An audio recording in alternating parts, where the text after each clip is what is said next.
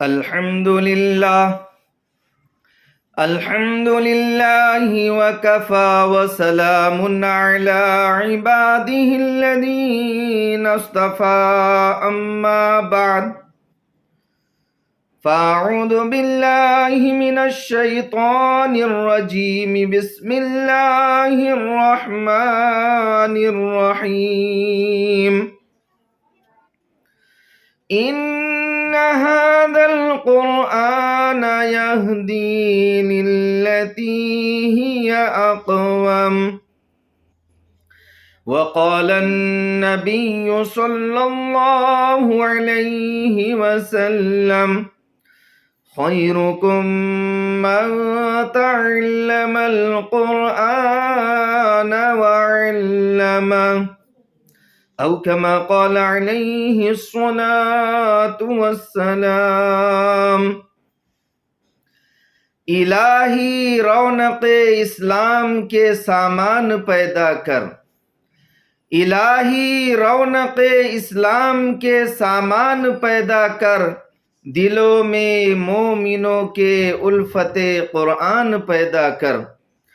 اللہ تبارک و تعالیٰ کا بہت بڑا احسان و کرم ہے کہ اللہ رب العزت نے ہم تمام کو قرآن کریم کی ایک عظیم الشان دولت عطا فرمائی ہے۔ قرآن کریم اللہ تبارک و تعالیٰ کی عظیم الشان بابرکت اور قیمتی کتاب ہے جو اللہ تبارک و تعالیٰ نے اپنے پیارے حبیب تاجدار مدینہ جناب محمد الرسول اللہ صلی اللہ علیہ وسلم پر نازل فرمائی ہے۔ یہ اللہ تبارک و تعالیٰ کا سچا کلام ہے جو اللہ رب العزت نے ہم تمام کو عطا فرمایا ہے۔ اللہ رب العزت ہم کو اس کی قدر دانی کرنے کی توفیق عطا فرمائے، اور اللہ تبارک و تعالی ہم تمام کو روزانہ قرآن کریم کی تلاوت کرنے کی توفیق عطا فرمائے۔ قرآن کریم یہ اللہ تبارک و تعالی کی عظیم الشان اور آخری کتاب ہے۔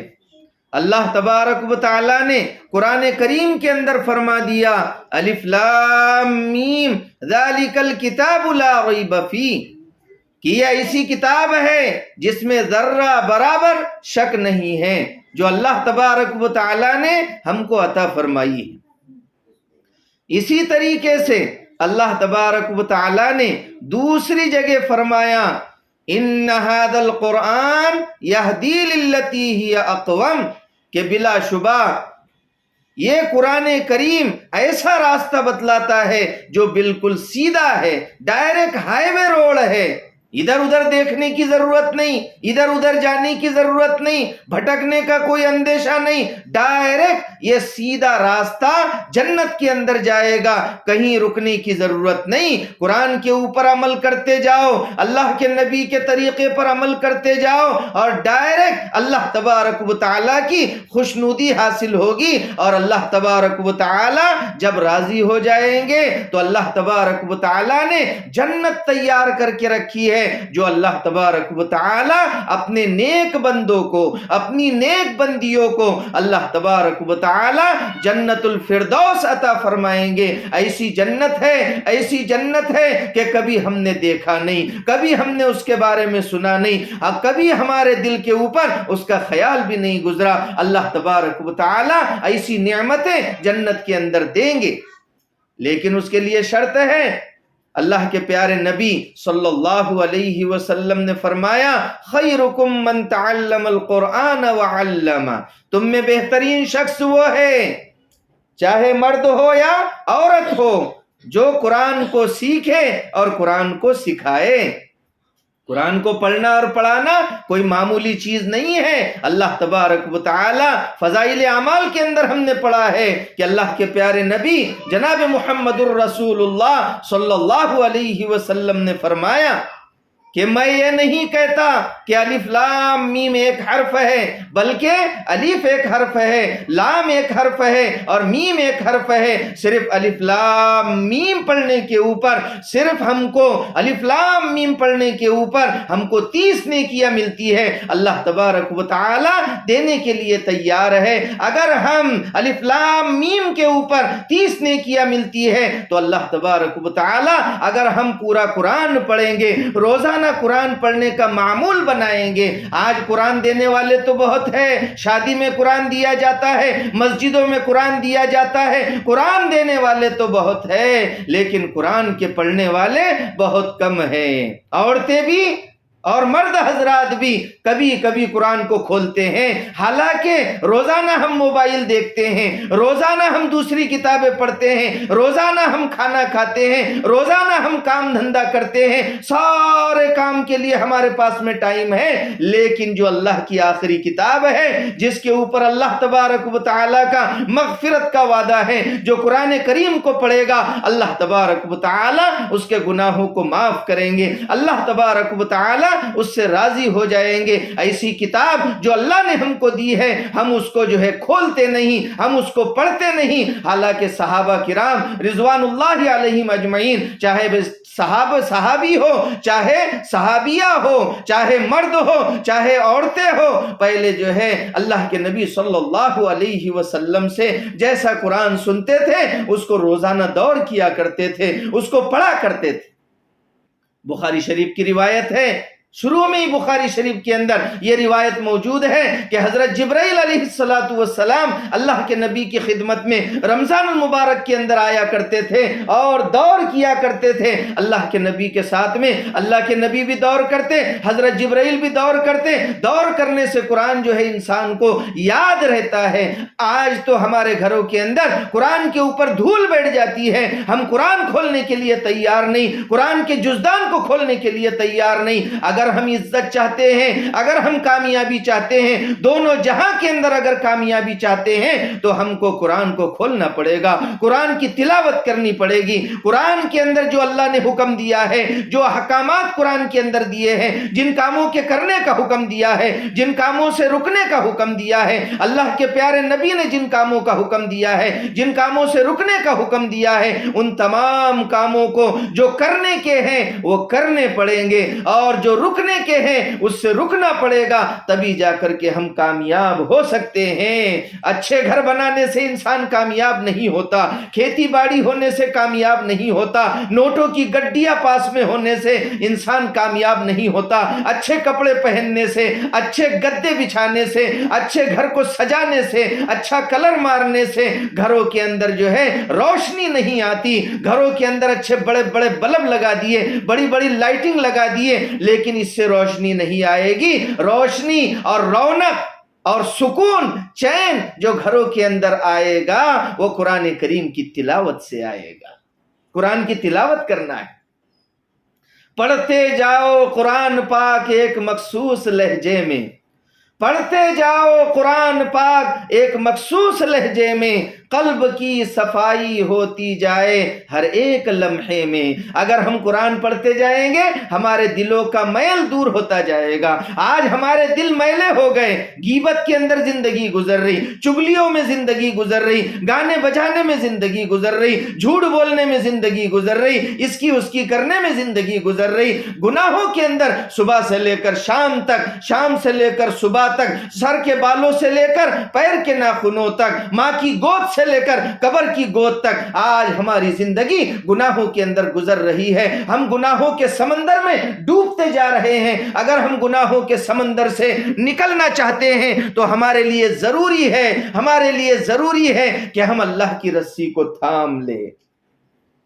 اللہ کی رسی کو جب تک نہیں تھامیں گے، آج چاروں طرف چرچا ہے، عورتوں کے اندر چرچا ہے، مردوں کے اندر چرچا ہے، ٹی ویوں کے اندر چرچا ہے، اخباروں کے اندر چرچا ہے کہ مسلمان پریشان ہیں، پوری دنیا میں مسلمان پریشان ہیں، مسلمان پریشان ہیں، بس سب مرض بتا رہے ہیں، لیکن دوا تو اللہ کے نبی نے بتلائی ہے، دوا تو اللہ تبارک و تعالیٰ نے بتلائی ہے۔ اگر کوئی چلاتا رہے کہ مجھے بخار آ گیا، مجھے بخار آ گیا، تو ہم کیا کہیں گے؟ ارے دوا خانے میں جاؤ، بخار کیا لگا ہے، دوا کھانے میں جاؤ، چلانے سے کیا فائدہ؟ تو ایسے ہی ہم چلا رہے ہیں، مسلمان پریشان، مسلمان پریشان، مسلمان پریشان، تو ہم کیا کہیں گے؟ اس کی دوا کیا ہے؟ پھر اس کی دوا تو اللہ نے بتلا دی، اللہ کے نبی نے بتلا دی کہ قرآن پر عمل کرو، سنت طریقے پر عمل کرو، ہاں قرآن پڑھو، اللہ کے نبی کے طریقوں پر عمل کرو، تو اللہ تبارک و تعالی سارے حالات کو بدل دے گا، سارے حالات کو بدل دے گا۔ صحابہ کرام جن پر کوئی حکومت کرنے کے لیے تیار نہیں تھا، زمانہ جاہلیت میں مردار کھایا کرتے تھے، خون کو چاٹ لیا کرتے تھے، کسی کے اونٹ سے پہلے پانی پی لیا تو سالوں گنتی ان کی لڑائیاں چلا کرتی تھی، آپس میں لڑا کرتے تھے، لڑکیوں کو زندہ دفن کر دیا کرتے تھے۔ لیکن جب اسلام آیا، جب قرآن آیا، جب اللہ کے نبی کے دامن کو مضبوطی سے پکڑا، تو اللہ تبارک و تعالیٰ نے انہی صحابہ کرام کو جو ایک دوسرے کے خون کے پیاسے تھے زمانے جاہلیت کے اندر، اللہ نے ان کو کامیاب کر دیا۔ کہیں فرمایا اولئک ھم المفلحون، یہی صحابہ کامیاب ہے، کہیں فرمایا اولئک ھم الراشدون، یہی صحابہ ہدایت یافتہ ہے، کہیں فرمایا اولئک ھم الصادقون، یہی صحابہ سچے ہیں، کہیں فرمایا کنتم خیر امت اخرجت للناس، کہ تم بہترین امت ہو۔ اور آخر میں تو اللہ نے سرٹیفکیٹ دے دیا۔ یہ 12ویں کا سرٹیفکیٹ نہیں ہے، یہ 10ویں کا سرٹیفکیٹ نہیں ہے، یہ گرام پنچایت کا سرٹیفکیٹ نہیں ہے، یہ تحصیل کا سرٹیفکیٹ نہیں ہے، بلکہ اللہ تبارک و تعالیٰ کی طرف سے ملنے والا سرٹیفکیٹ ہے۔ اور کیسا سرٹیفکیٹ ہے؟ اللہ تبارک و تعالیٰ وعدہ خلافی نہیں کرتے ہیں۔ اللہ نے سرٹیفکیٹ دے دیا، رضی اللہ عنہم ورضوا عنہ، اللہ ان سے راضی اور وہ اللہ سے راضی، اللہ ان سے راضی اور وہ اللہ سے راضی۔ تو اللہ نے فرما دیا رضی اللہ عنہم ورضوا عنہ، اور اللہ کے نبی نے بھی سرٹیفکیٹ دے دیا، میرے صحابہ ستاروں کے مانند ہے، جس کی بھی تم پیروی کر لو گے کامیاب ہو جاؤ گے۔ اس لیے ہم کو قرآن و سنت پر عمل کرنا ہے۔ وہ معزز تھے زمانے میں مسلمان ہو کر، وہ معزز تھے زمانے میں مسلمان ہو کر، اور ہم خوار ہوئے تاریک قرآن ہو کر۔ صحابہ کو اللہ نے جو کامیاب کیا تھا وہ قرآن پر عمل کرنے کی وجہ سے کیا تھا، سنت پر عمل کرنے کی وجہ سے کیا تھا۔ تو قرآن کریم اللہ نے ہم کو دیا ہے، ہم روزانہ قرآن کی تلاوت کریں، معمول بنا لیں۔